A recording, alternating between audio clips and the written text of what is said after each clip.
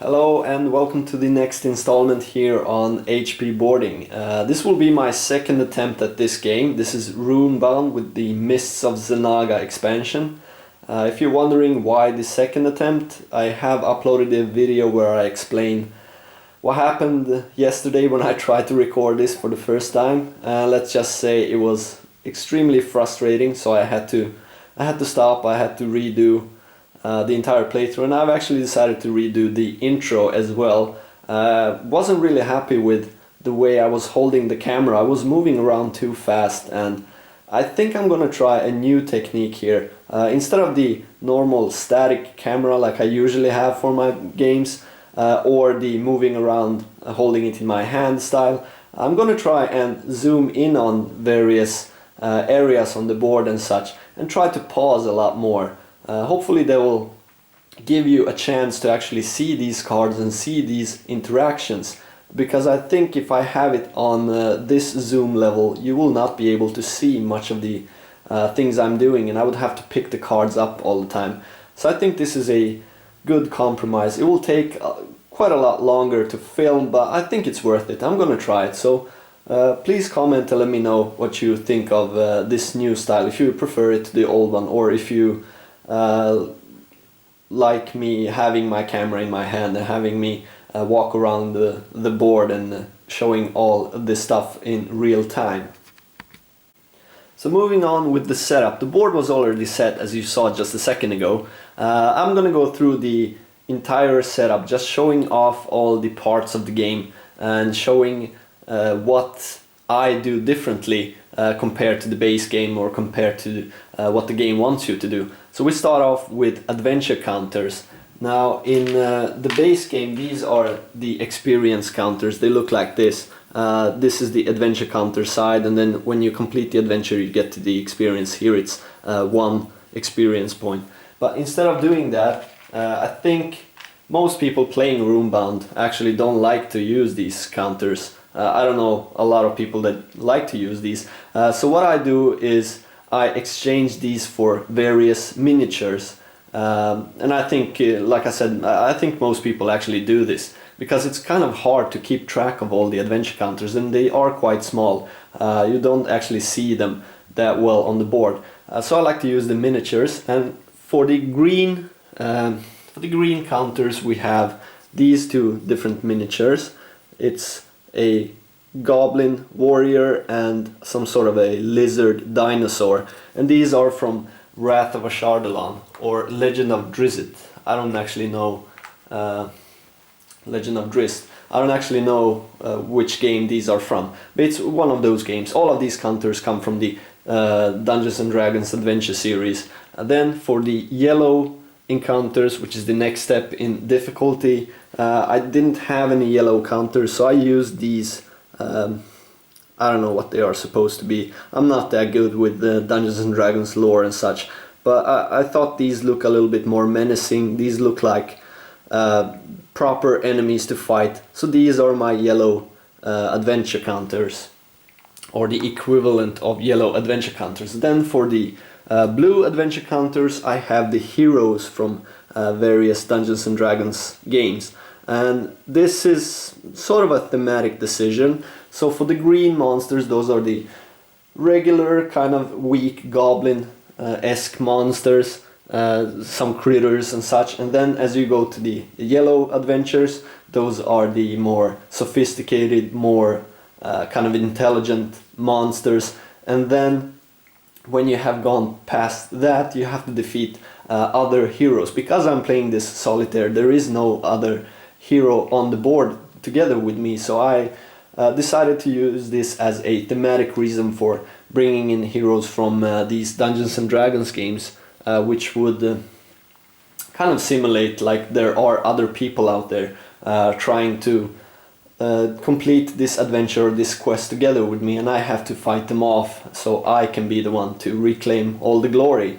And then for the boss characters or the god characters, it's the dragons in the base game, I use these red snakes, and this fits quite well thematically when you play the base games. In this game there is a god that's That's actually the end game boss, and there are some red adventure cards that you have to defeat before you get to the god. So I think it fits quite well. So yeah, that's for my adventure counters. Then, as we can, if I zoom out a little bit, you see that I haven't actually filled all of the spaces. There are some spaces missing here and there for the various adventure counters, and that is because I think it would be extremely the game would be extremely easy if you fill out each and every space with an adventure counter, because you wouldn't have to walk very far to have an adventure. This is fine if you're playing 2 or more players. You could fill up the entire board if you want to, but as a solitaire game with only one character, I think you have to trim this down a bit. And I have settled on 10 green adventures, 5 yellow, 5 blue and 3 red adventures. I think that works quite well for the base game. We will see if it works well enough for this game. I have noticed that the enemies in this game actually give much better rewards than they did in the base game. So maybe I have to trim this down a little bit further. Maybe 8 green adventures and 4 of the yellow and blue variety. But I will see after I have finished the game if it went too easily or not. The next step in the setup is to make a ritual cup, or in the setup it says that you should place these face down on the table and randomize them. But as you can see, there are quite a few of these ritual tokens, so I don't think that's feasible. It will take up quite a lot of space, perhaps the entire free space over here if I did that. So I just make a cup. There are quite a lot of them, and they are only one-sided, so if you put your hand in here you can't actually see what you are drawing.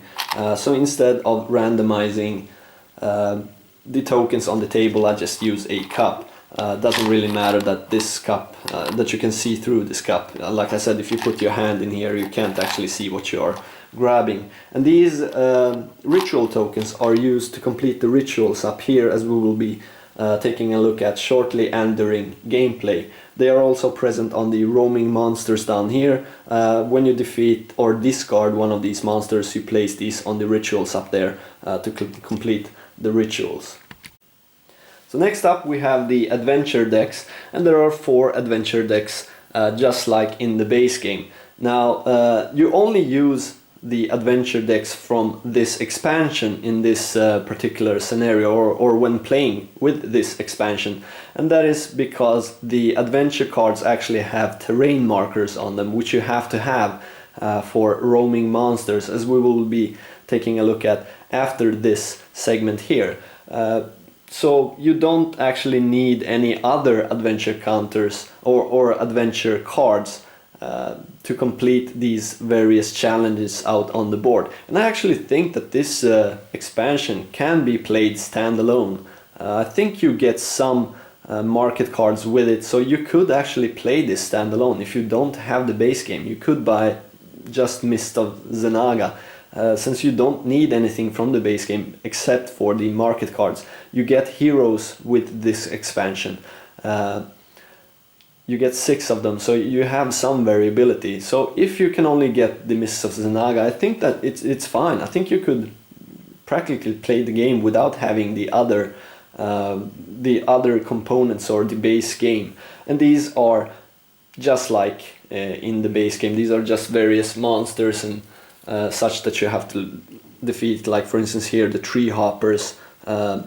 What I have not, and here we see the terrain marker. That is why you only use these, because these are not present on any other expansion or base game. What I have noticed is that these adventures from the Mists of Zanaga actually give quite a lot of more gold and more experience than they do in the base game. And that is, I think, because the rituals are quite hard or quite difficult to they can be quite difficult and quite detrimental to your gameplay. So I think these challenges reward you to some extent a little bit more than they would in the base game, so that you can get past this hurdle of tougher gameplay overall. Alright, so then we get to the roaming monster track. And this is a new feature in Mists of Zanaga. You make the roaming monster track down here at the bottom of the board, and this track has room for 6 different monsters. If you were to place a 7th monster, you have to discard the leftmost monster and populate the 7th monster at the 6th place. You basically move all your monsters 1 step to the left, and then you discard the leftmost one because it falls off the track. Even though you discard the monster, you still have to place this ritual token on one of the rituals up there. If no rituals have this particular icon, you have to draw new rituals until you find a ritual that has this particular icon.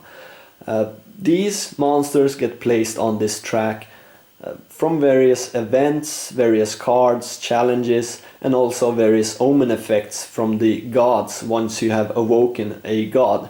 Also, a new feature, which was kind of a special rule or a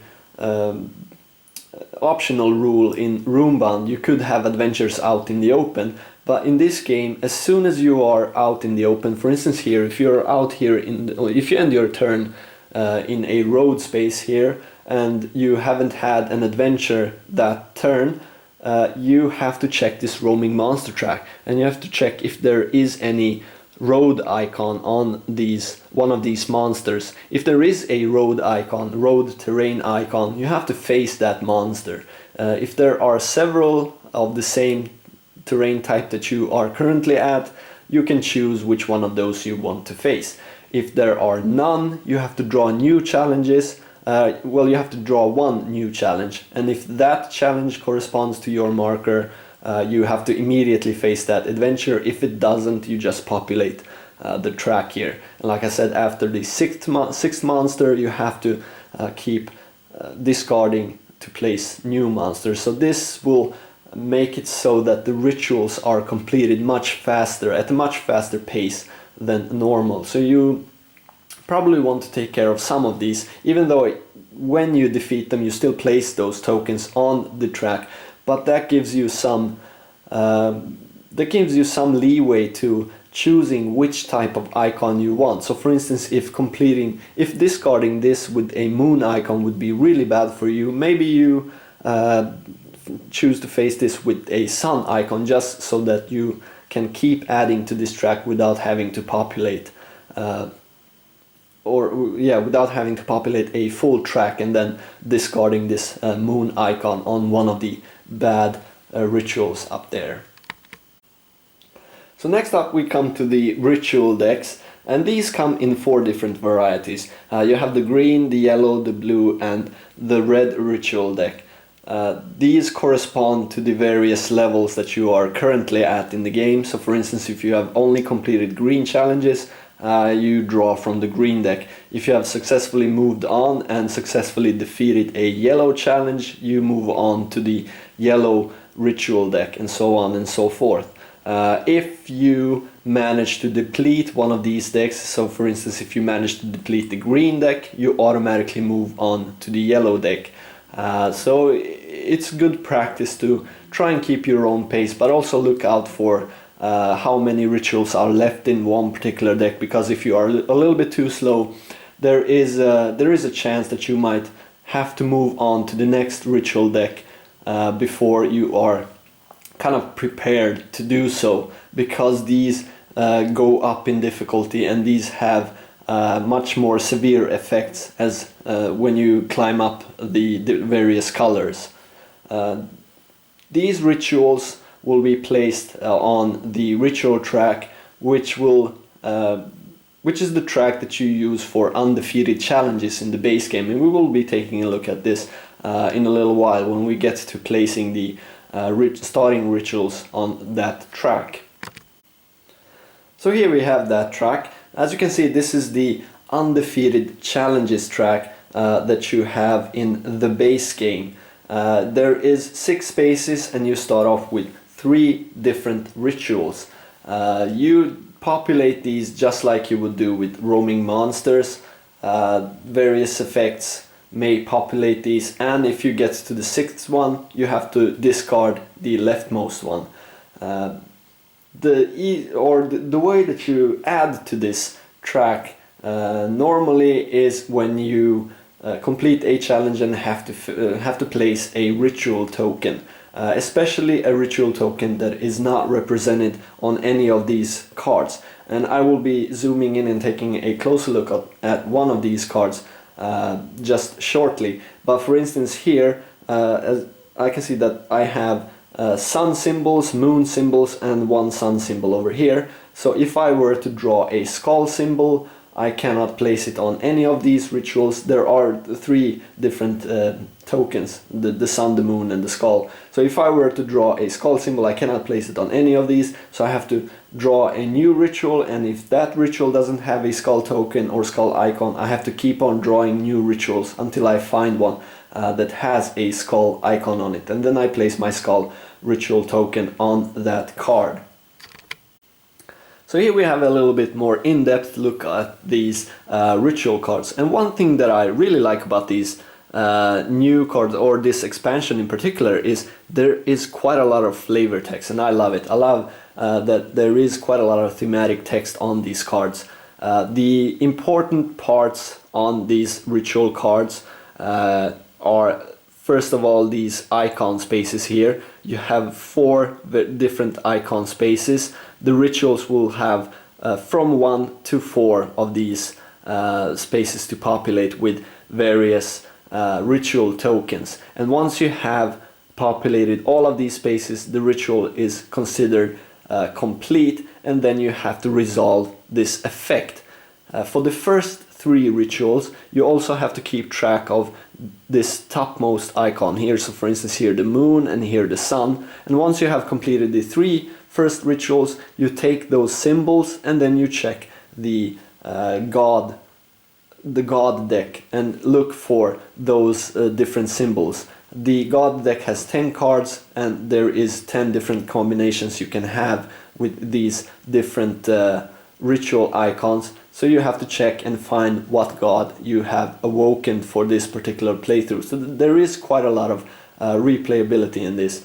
And basically there isn't much more to this. You have these icons, you place tokens on them, and then you resolve the effect once the ritual is complete. The gods will also have various omens, and that is an additional effect once the god is awoken. But I will talk a little bit more about that when we get to the god cards.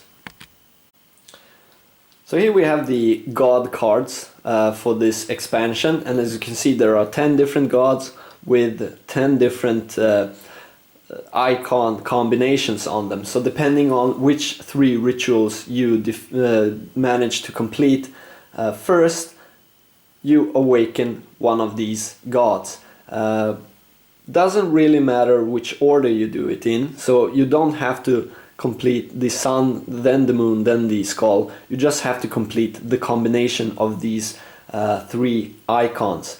And I just have to say, watch out for this god in particular, Harridan the Stalker. She is extremely difficult, especially if you take a optional rule which adds an extra ritual token to every challenge that you draw. She's extremely difficult. Just a quick look here.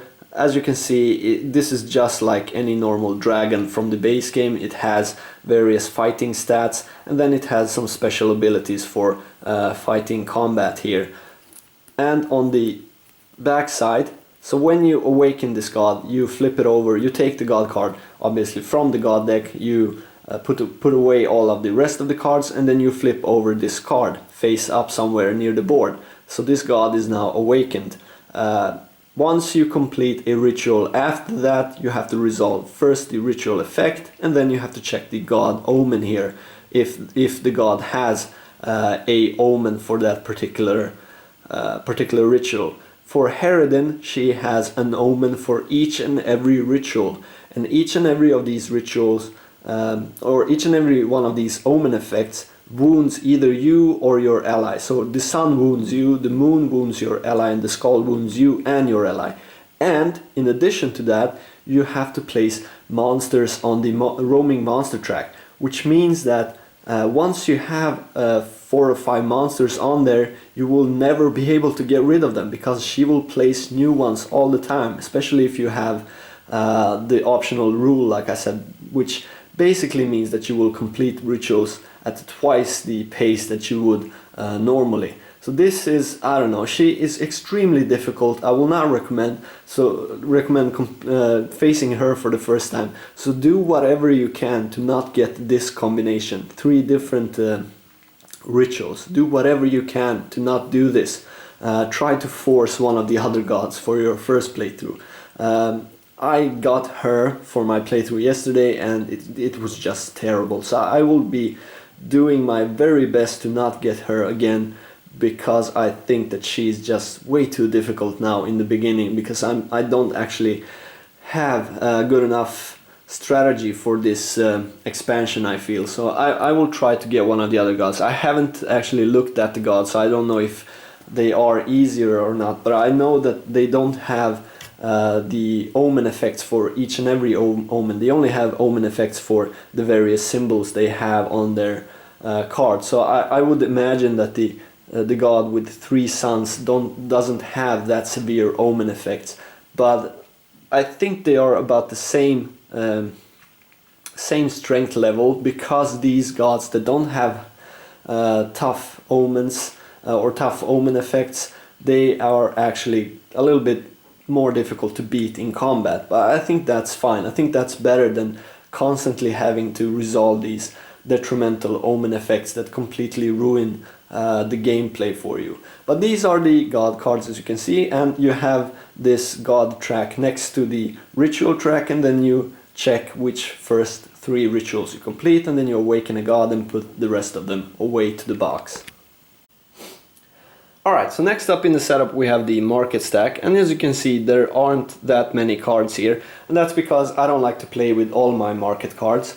First of all, I have every card sleeved for Runebound and its expansion, so this market stack would be like a foot tall or something. So I just shuffle everything, and then I pick, just randomly take like 50 cards or something like that to populate my market stack. Now this is a little bit dangerous, because if you are unlucky, there might not be good enough items in there. So after I populate the market track, I like to take a look at the market track to see if there is anything that's useful for the particular character that I have, and if there isn't anything useful, I like to reshuffle and redeal the market track. And if I do this 3 times and there is nothing acceptable or nothing that will actually be useful to me, I would go through this market deck and see if I was just unlucky, or if I need to redo this market deck, because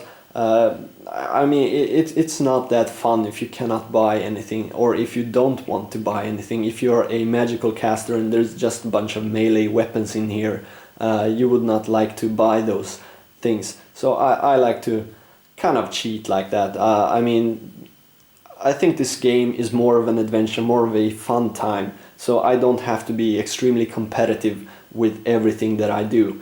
So I think it's fine to make your own market stack if you want to do that, if you want to pick out some of the better items or weapons, or if you want to challenge yourself and just pick up a few of them and then add a bunch of crappy ones, so that there is a random chance of you not getting anything useful. But I don't know if there should be a limit on how many you have here. I usually just pick out 40-50 of them. I think that's fine. That's usually enough cards to keep me going through an entire playthrough, because my playthroughs are timed, as we will be taking a look at after we have completed the entire setup. So next up we have the various tokens that are needed to play the game. As you can see, I have my wound and exhaustion tokens here, experience tokens, gold tokens, and various level up skills or level up tokens for the various skills that you want to acquire when basically when leveling up in the game. A new addition for this game is these survival gear tokens that you get, and these do a couple of different things. Dead Man's Compass, for instance, discards to change the result of one movement die. So during setup you will get one of each of these.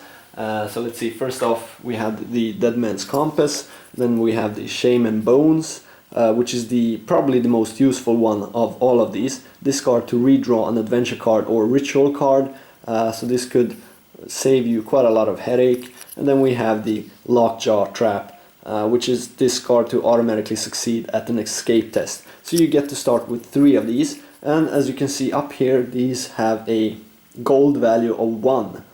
So you could sell or buy these during your market step if you want. The game comes with 5 or 6 of these each, and in the rules it says if one of them runs dry, if the supply runs dry, you don't get to take another one.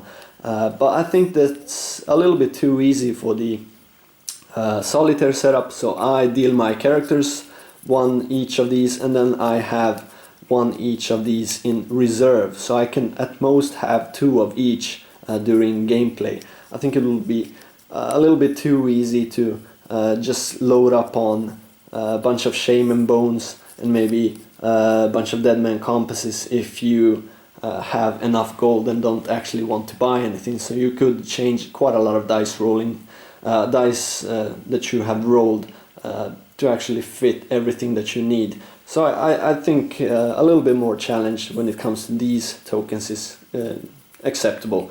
So like I said, 3 to begin with, and then 1 each in backup that I can buy or get through various adventures. You can get these through various adventures and through completing challenges or rituals as well.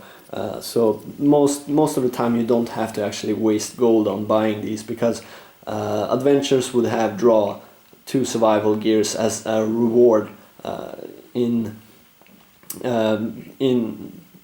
together with getting some gold amount. That's what I was talking about earlier, that I think that the challenges and adventures in this game are actually quite rewarding compared to the base game. Alright, so now we come to the end of the setup, and that is to choose your character and get your starting equipment and your starting gold, which is 3 gold pieces, and like I already talked about just a second ago, you get 1 of each of the survival gear that is a new feature with this expansion. The expansion comes with 6 different heroes, and this is one of them, Spirit Speaker Elga. I drew her randomly yesterday when I started my first playthrough, and I decided to keep her for my second playthrough here as well. I quite like her. She is really deadly in magical combat, as you can see down here. She has a base value of 4 and she does 2 damage. She's okay in ranged, so she can defend herself in ranged as well, but she really suffers in melee. And then she has this special ability: after you make a successful magical attack, you may discard 1 wound from your hero or ally. So she can heal herself while dealing damage. So she's a little bit of a cleric slash caster. Her skills are lore +4 and resist +2. She has 4 health and 3 stamina. She's I think she is quite a good character, and I think all of the characters from this expansion are actually a little bit better than the characters from the base game, but I don't think that you would have any problem using one of the base game characters if you want. But since this is a Mists of Zanaga playthrough, I thought that might as well use one of the heroes coming with the expansion just to showcase some of them. And like I said, randomly I drew Spirit Speaker Elga yesterday and I decided to keep her. We now have 1 step left from the setup, and I will be coming back with the starting of the playthrough. Before we go through with the final step of the setup, which is to place our hero out on the board, let's take a look at what we have on the market track. Just a little bit in-depth look on starting from the top part of the board going downwards for each of the cities. So at the top part we have this treasure map, which is an artifact relic. When you defeat a challenge, you may reveal the top card of the market deck. If you reveal an item with a cost equal or less than the challenge reward, gold reward, you may take the item for free instead of receiving the challenge gold reward. If the cost is greater, you must discard the item. So it's I think it's an interesting item actually. I don't know how good it is, but I think it's at least interesting. So if I am close to that city and I have 2 extra bucks to spare, I might actually get this just to try it out to see how well this works for this market stack that I have made for myself. Then for the next city we have, let's see if you can see that, yeah, that's an ally, which is a rune seeker. It's just a standard ally. It may take 1 exhaustion to cancel 1 wound being inflicted on either me or an ally, and it has 3 health, 2 stamina. It's a magical caster ally. It's not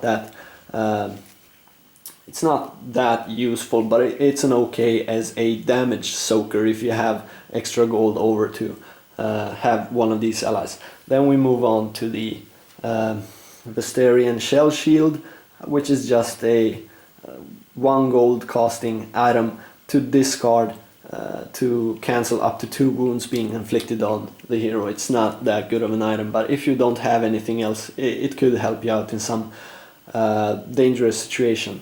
And then we have one of the more useful cards on this particular track, which is Jitra the Fierce, and she is a great ally. She costs 10, so she is quite expensive, but she has 5 health. She doesn't have any stamina, so she is a little bit weak to exhaustion effects, but that's fine.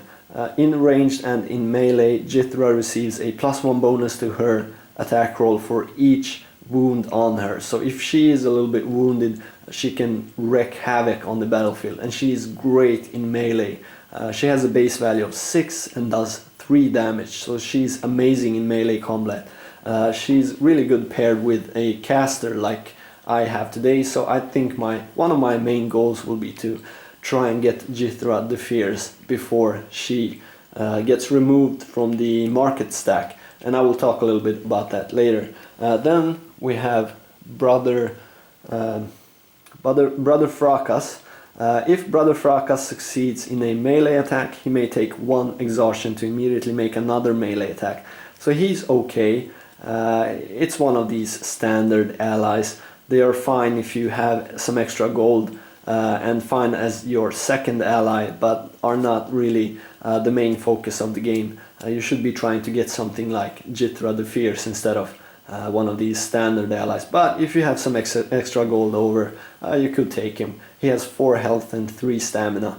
He can attack in melee and in magical, in the magical phase. Then we have a good rune, especially for our character here. It's the Dragon Breath rune. It has in melee and magic, if your hero makes a successful melee or magic attack, activate and take 1 exhaustion to inflict 2 extra wounds, and that is just simply great. I think this is a little bit better for melee heroes, but it's fine for a magical casting hero as well. Then we have the Dwarven Fire Mug, which is a weapon, explosive weapon. Before combat, activate to make a ranged attack. If your hero succeeds, inflict 1 wound. It's not that great for our particular hero, but it's also not useless because we do have a base value of 3 in ranged combat, and we could, if we get this early on, we could actually kill most of the monsters without having to go through the other phases and without having to take any wounds. But like I said, since my character Elga can actually heal if she makes a successful magic attack, I think it's not that dangerous to go through the melee and ranged phase to get to the magical attack phase. And then for the final item on the market track here, we have the Shield of Light, which is just simply amazing. It's an armor shield. Activate to cancel up to 2 wounds being inflicted on your hero and inflict 1 wound on your enemy. I think this, together with Jitra, is what I will be aiming at for this particular game. I will try to get whichever one of these I can first, and then quickly try to gather some gold to get the other one, because I think if I can manage to get the Shield of Light and Jitra, I will be well set for moving on into the middle and late parts of the game. So this is just a quick look on the market stack. These will be from the top to bottom, so the Shield of Light will be at the bottom of the board. You can probably see it to the side here. I don't know if you will be able to read what the cards are, but you can probably identify them by some of their art here. For instance, the Shield of Light is quite illuminous, so you can see it even though you cannot read what the card is. Alright, so here we have an overview of the market track, and while we are talking about the market track, this will be a living, breathing market track, so there will be a chance for some of these items to be discarded without me having to buy them, and also there will be new items added to this track. This is all tied up with the Doom track, or the timer that I will be using for the game. I think the game can stagnate a little bit if you don't have some sort of a timer, so I'm opting to use a timer that we will be taking a look at shortly. It's kind of a modified timer from the recommended timer that they have in the base game. I didn't come up with this. I think I basically saw this on the Lonesome Gamer's playthrough, but I think he said that someone called Mr. Skeletor actually came up with this particular timer. I do have a variant of this. I don't quite remember what the Mr. Skeletor rules were, but we will be taking a look at how I utilize this sort of a Doom track. Okay, so these two dice here next to the market stack will form my Doom track. I think the solution that the Lonesome Gamer has, and I think that's the solution that Mr. Skeletor had in his rules, with the Midnight expansion track and some visual way of showing this, is actually better, but I don't own the Midnight expansion, and I didn't want to take stuff out from other games just to make this track. I just use two various dice. We have the D20 here, which starts off at 18, and then we have the Doom track represented die here, which is this blue die, which goes up to 10. It starts off at 0 and goes up to 10, and if we were to move past 10, you lose the game. The way you check this, the way you move this forward, is after each turn I roll my two d10s, and then if the results on those d10s, if they are 18 or higher here, for instance, I move the track one step further along. If they are lower than 18, I just lower this d20 down to 17, and we keep going on and on until I roll over this d20, which will then move the track forward and will reset the d20 to 18. This is you can choose the difficulty with this Doom track. You can lower the amount of turns that you want to take, or alternatively you can lower the starting position of this d20. So if you lower it, for instance, down to 16, there's a much higher chance of you moving the Doom track one step further.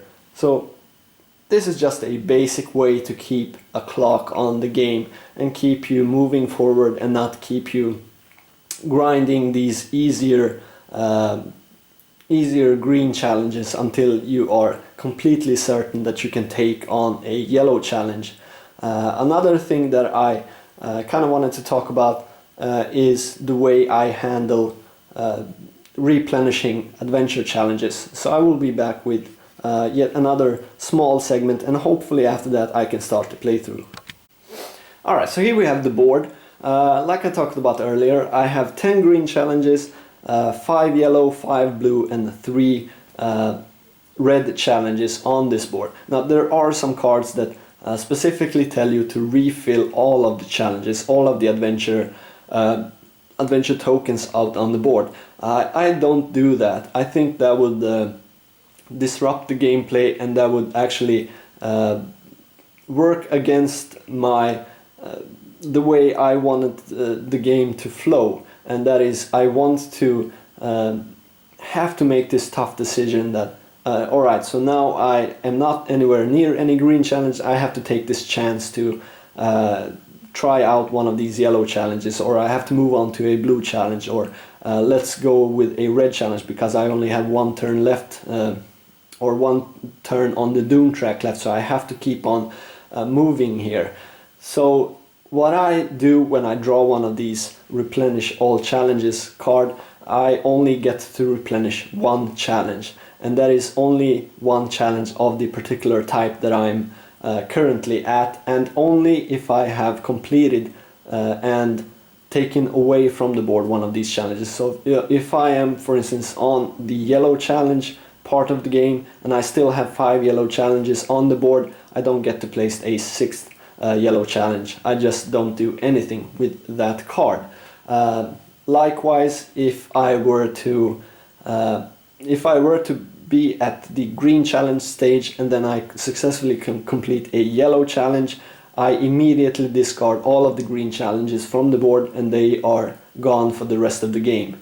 And I do that for the yellow challenges as well and for the blue challenges after that. I do keep one blue challenge when I move up to the red challenges for this specific expansion, because here the red challenges are not the end game. They are just some tougher monsters. The end game or the end boss is this god, and this god will be somewhere else on the map. He will not be, he or she will not be on one of these red challenges, which is the case during the base game.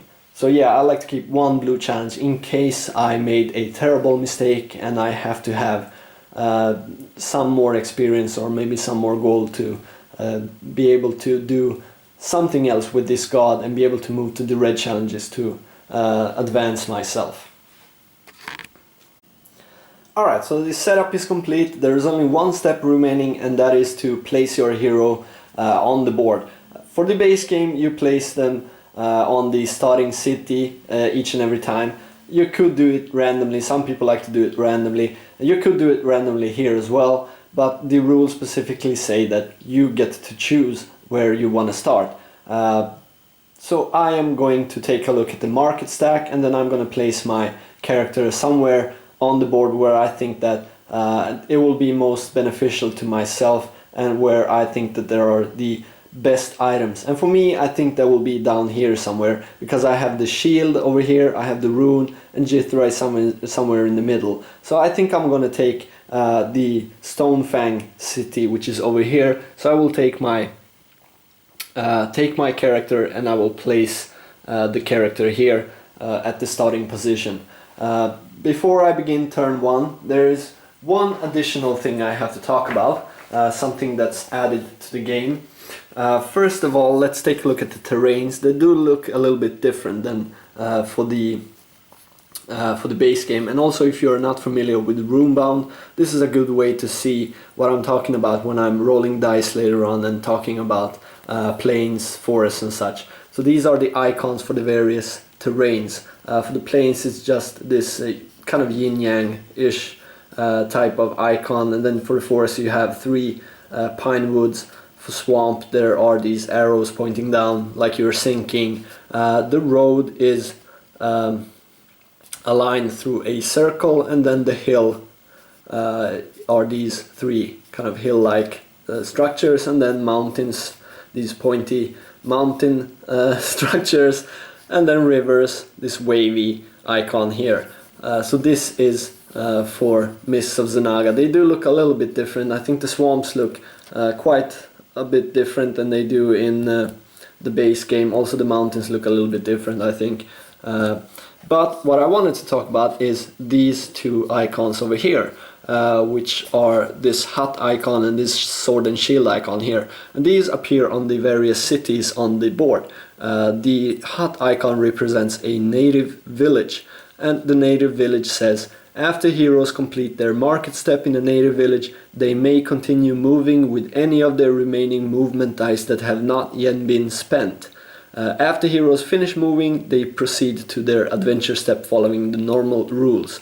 So this is a great way to actually have a market step on one of these native villages and then keep on moving. So if you are next to a native village in the base game, you would basically waste your entire movement step just to move in to a town, to a city. But in this game, if it is a native village, you can still roll your dice, move into the city with any one of your dice, and then move out after you have encountered your market step.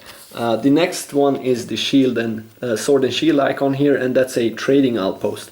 When heroes take a market step in a trading outpost, they must add 2 cards to the market stack for that town instead of 1 card.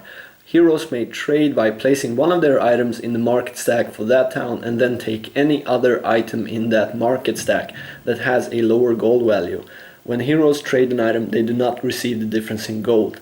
So this is a great way to populate some of the market stacks in these trading outpost towns, and also a great way for you to